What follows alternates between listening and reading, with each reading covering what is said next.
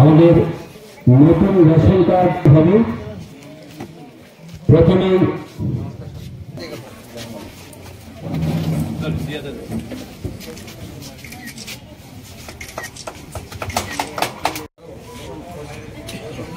কাকু কাকু একটু নিচে নাও।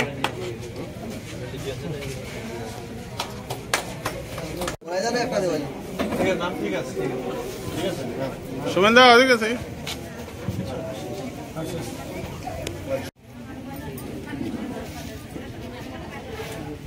অপূর্ব কুমার দাসকে বিকাশ চন্দ্র পাল,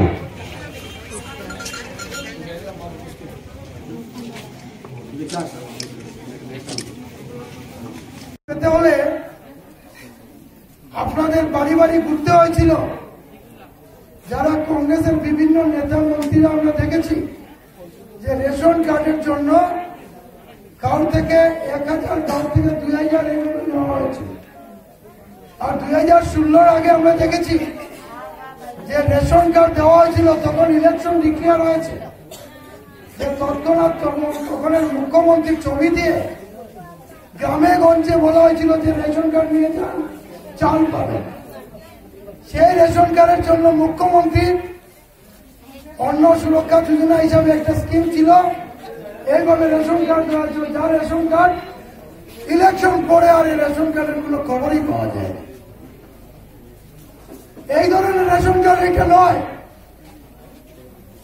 আমরা যেটা ভারতীয় জনতা পার্টি সরকার, আসাম তথা দিল্লির সরকার যে রেশন কার্ড দিচ্ছেন, আমাদের মুখ্যমন্ত্রী, আপনার যশস্বী মুখ্যমন্ত্রী, সর্বকালের শ্রেষ্ঠ মুখ্যমন্ত্রী মাননীয় হিমন্ত বিশ্ব শর্মা মহাশয় যে রেশন কার্ড দিচ্ছেন, সেই রেশন কার্ড আপনাদের চিরদিনের জন্য।